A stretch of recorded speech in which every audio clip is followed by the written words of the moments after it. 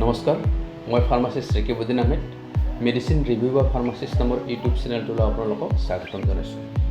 আজি আমি এই ভিডিঅ'টোত উফি বা ডেণ্ড্ৰফৰ সমস্যাৰ বিষয়ে আলোচনা কৰিম। এই ভিডিঅ'টোত উফি বা ডেণ্ড্ৰফৰ সম্পূৰ্ণ ট্ৰিটমেণ্টৰ ওপৰত আলোচনা আগবঢ়োৱা হ'ব। যদি এতিয়াও আপুনি আমাৰ চেনেলটো ছাবস্ক্ৰাইব কৰা নাই তেন্তে চেনেলটো ছাবস্ক্ৰাইব কৰিব আৰু ভিডিঅ'টো শেষলৈ চাব।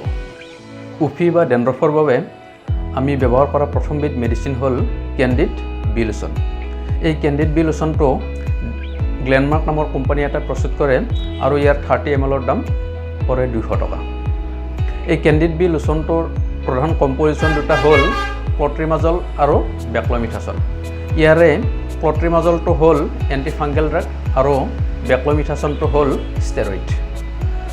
এই কেণ্ডিড বি লোচনটো লগোৱাৰ নিয়ম হ'ল আমি গা ধোৱাৰ 1.5 ঘণ্টা বা 2 ঘণ্টা আগত হাতৰ তলুৱাত লৈ ইয়াক আমি চুলিৰ গুৰিত ভালদৰে মাছাজ বা মালিচ কৰিব লাগিব আৰু এইদৰে মালিচ কৰাৰ পিছত 1.5 ঘণ্টা বা 2 ঘণ্টাৰ পিছত শ্বেম্পুৰে আমি ভালদৰে মূৰটো ধুই পেলাব লাগিব আৰু কেণ্ডিড বি লোচন লগোৱাৰ পিছত হাত দুখন আমি ভালদৰে চাবোনেৰে ধুই পেলোৱাটো ভাল।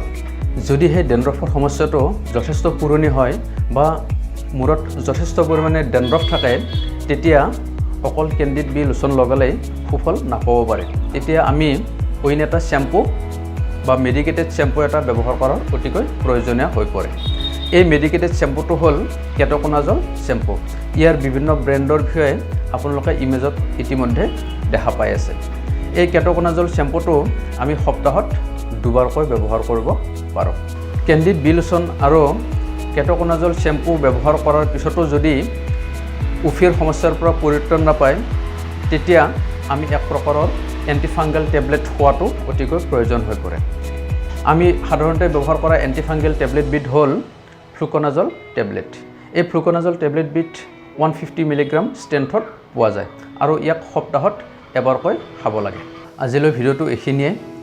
যদিহে আপোনালোকৰ ভিডিঅ'টো ভাল লাগিছে তেন্তে ভিডিঅ'টো লাইক কৰিব, ভিডিঅ'টো শ্বেয়াৰ কৰিব আৰু ভিডিঅ'টো চাই কেনে পালে তলৰ কমেণ্ট বক্সত কমেণ্ট কৰি জনাব।